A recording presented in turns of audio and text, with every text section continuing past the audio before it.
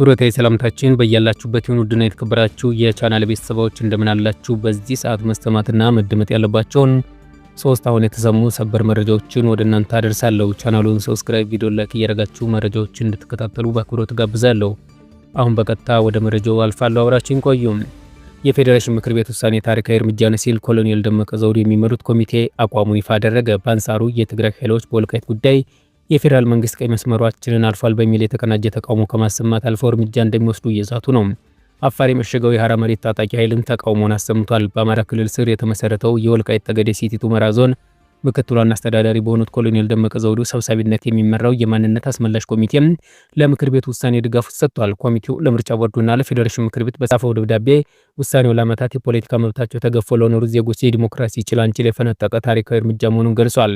ኮሚቴው የሚያቀነቅነው የማንነት ጥያቄ ለመፍታት እንደ አንድ እርምጃ እንደሚቆጥረው ማስታወቋል። ይሁን እንጂ ይህን ምርጫ ለማስፈጸም የመንግስት ጥበቃና የምርጫ ቦርድ ገለልተኛ አፈጻጸም አስፈላጊ እንደሆነ ጠቅሷል። ምርጫ ቦርድ ከምክር ቤቱ የተላለፈለትን ተግባራዊ እንዲያደርግ እንዲሁም ከዚህ ቀደም ህወሓት በወሰነው ህገወጥ አከላለል ተጽዕኖ ስር እንዳይወድቅ አሳስቧል። የወልቃይት ጠገዴና አካባቢው ህዝብ ያለማንም ስጋትና ጫና የራሱን ተወካዮች እንዲመርጥ ምቹ ሁኔታ እንዲፈጥሩም ጠይቋል። በተጨማሪም ኮሚቴው ተቃዋሚው ፓርቲ ስምረት ውሳኔውን ህገ መንግስታዊ ስርዓት አልበኝነት እንዲሁም ያስተዳደር ነጠቃ በማለት ያሰማውን ተቃውሞ ተችቷል። ስምረት እውነተኛውና ፍትሐዊውን የወልቃይት ጠገዴ ህዝብ ጥያቄ ለመደፍጠጥና ለማፈን ሞክሯል ሲልም ተቃውሟል።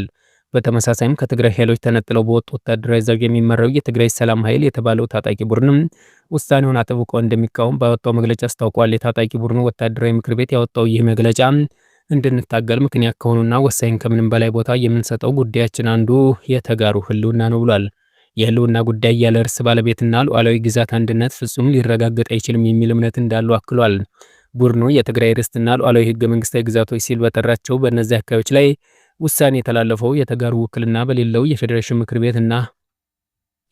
ምክር ቤት ነው ሲልም በመግለጫው አስፍሯል። ይህ ውሳኔ ህገ መንግስታዊና የፕሪቶሪያውን ውል በመጣስ ፌዴሬሽኑም ሆነ ቀጠናው ወደ ፍጹም አደጋ እንደሚያስገባው አስገንዝቧል።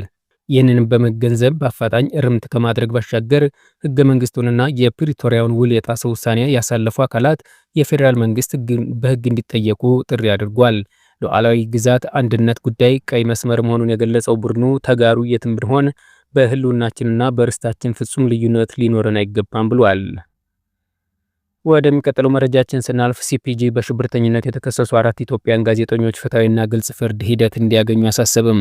የጋዜጠኞች መብት ተሟጋች ድርጅት ሲፒጂ በሽብርተኝነት ወንጀል የተከሰሱ 4 ኢትዮጵያውያን ጋዜጠኞች ፍትሐዊና ግልጽና ህጋዊ ስርዓቱን የጠበቀ ፍርድ ሂደት እንዲያገኙ አሳሰበም። ድርጅቱ የካቲት 17 ቀን 2018 ዓ.ም ባወጣው መግለጫ ጋዜጠኛ ጎበዜ ሲሳይ፣ መስከረም አበራ፣ ገነት አስማማውና ዳዊት በጋሻው አስፈላጊው የህግ ጥበቃ ሊደረግላቸው እንደሚገባ አሳስቧል። ድርጅቱ ከነዚህ ጋዜጠኞች በአማራ ክልል በነበረው አለመረጋጋት ጋር ተያይዞም በሰሩት ዘገባዎች ምክንያት በቁጥጥር ስር ውለው ላለፉት 3 ዓመታት ገደማ በእስር ላይ ይገኛሉ ብሏል። ከነዚህ መካከል የአማራ ድምጽ ሚዲያ መስራች ጋዜጠኛ ጎበዜ ሲሳይ እንደ አውሮፓውያን አቆጣጠር ግንቦት 2023 ጅቡቲ በቁጥጥር ስር ውሎም ወደ ኢትዮጵያ ተላልፎ መሰጠቱ ይታወሳል ሲል አክሏል። የፌዴራል ከፍተኛ ፍርድ ቤትን በቅርቡ በሰጠው ብይን አቃቢ ህግ ያቀረበው ማስረጃ ተከሳሾችን ለመከላከል የሚያበቃ ነው በማለቱ ጋዜጠኛው በመጪው ግንቦት ወር መከላከያቸውን ያቀርባሉ ተብሎ ይጠበቃል። የኢትዮ ንቃት ሚዲያ መስራችና አዘጋጅ መስከረም አበራም፣ የኛ ሚዲያ ሪፖርተር ገነት አስማማውና የ4 ኪሎ ሚዲያ አዘጋጅ ዳዊት በጋሻው ከሌሎች 5 ጋዜጠኞች ጋር በመሆን እንደ አውሮፓውያን አቆጣጠር በሚያዝያ 2023 መጀመሪያ ላይ መታሰራቸው ይታወቃል። ሲጂ በመግለጫው ጋዜጠኞቹ ለረጅም ጊዜ በእስር መቆየታቸውና የቀረበባቸውን ክስ ክብደት በኢትዮጵያ ያለው የፕሬስ ነጻነት አደጋ ላይ የሚጥል መሆኑን ገልጿል። በመሆኑም የኢትዮጵያ መንግስት ዓለም አቀፍ ፍትሐዊ ፍርድ ሂደቶች መስፈርቶችን እንዲያከብርም ጥሪ አቅርቧል። ይህ በእንዲህ እንዳለ ኢሰመኮ ከህግ አግባብ ውጭ ታስረው የነበሩ ከ1300 በላይ ሰዎችን አስፈትቻለሁ አለ። በማዕድን ዘርፉ ላይም የሚስተዋሉ የመብት ጥሰቶች ተባብሰዋል ብሏል። የኢትዮጵያ ሰብአዊ መብቶች ኮሚሽን ኢሰመኮ ባለፉት 6 ወራት ከ5 ክልሎች ውስጥም ከህግ አግባብ ውጭ ታስረው የነበሩ 1336 ሰዎችን ማስለቀቁን አስታውቋል። የኢትዮጵያ ሰብአዊ መብቶች ኮሚሽን ዋና ኮሚሽነር ብርሃኑ አዴሎ የካቲት 17 2018 ዓ.ም በሰጡት ጋዜጣዊ መግለጫ በአማራ 186 ሰዎች፣ በቤኒሻንጉል ጉሙዝ 46 ሰዎች፣ ጋምቤላ 66 ሰዎች፣ ኦሮሚያ 915 ሰዎች፣ ሶማሊያ 123 ሰዎች በአጠቃላይ 1336 ሰዎች መለቀቃቸውን ገልጿል።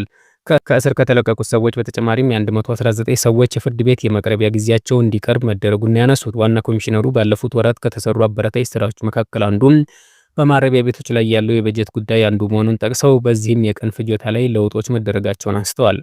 በሰባተኛው ሀገር አቀፍ የሰባተኛው ሀገር አቀፍ ምርጫን በተመለከተም የኮሚሽኑ ዋነኛ ኃላፊነት በምርጫ ወቅትም የሰብአዊ መብቶች ሁኔታ መከታተል እንደሆነ ገልጾ ኢሰመኮ 5 ቡድኖችን አስተራጭቶ ክትትል እያደረገ እንደሚገኝም ጠቅሷል። በአገሪቱ በግጭት አውድ ውስጥ የሰብአዊ መብቶች ማክበርም አሁንም አስቸጋሪ ሆኖ መቀጠሉን ያነሱት ዋና ኮሚሽነሩ ከዚህ በተጨማሪም በማዕድን ዘርፍ ላይ የሚስተዋሉ የመብት ጥሰቶች ተባብሰዋል ያሉ ሲሆን በተለይም በጋምቤላና በደቡብ ምዕራብ ኢትዮጵያ ህዝቦች ህይወት እንደሚጠፋ ምክንያት መሆኑን ተናግረዋል። የኢትዮጵያ ሰብአዊ መብቶች ኮሚሽን ኢሰመኮ የአፍሪካ ብሔራዊ የሰብአዊ መብቶች ተቋማት ትስስርን ኔትወርክ ፎር አፍሪካን ናሽናል ሂውማን ራይትስ ኢንስቲትዩሽን 16ኛ ጠቅላላ ጉባኤም በ2019 ዓ.ም እንዲያዘጋጅ መመረጡን ይፋ ያደረገው ኮሚሽነሩ ብርሃኑን ይህን ጥሩ አፈጻጸማችን የተገኘው እውቅና ነው ብሏል። አያይዘውም ጉባኤው ዓለም አቀፍ ተደማጭነትን እንዲጨምር የሚያደርግ መሆኑን ጠቆሞ ከአቻ ተቋማት ጋር በርካታ ልምድ የምናካበትበት ነው ሲሉ አመልክተዋል።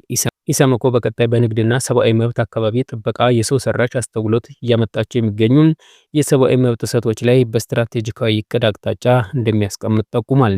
የሲቪል ማህበረሰብ ድርጅቶች አዋጅ ማሻሻያ ረቂቅን በተመለከተም ማሻሻያው አሳሪ በመሆኑ ወደ ቀድሞ እንዳይመለስ የሚል ውትወታ ኢሰመኮ ማቅረቡን ጠቅሰው የተወሰኑት ማለዘም መቻሉን አዋጁ ቢጸድቅ ለምርጫው የራሱን ጥላ ስለሚያጠላ ከምርጫው በፊት እንዳይጸድቅ መጠየቁንም ነው የገለጸው። ክቡራትና ክቡራን የቻናል ቤተሰቦች ለሰዓቱ የነበረኝ አጭር መረጃን ይህን ይመስል ነበር። ከቆይታ በኋላ በሌላ መረጃ እስከምንገናኝ መልካም ጊዜ ይሁንላችሁ።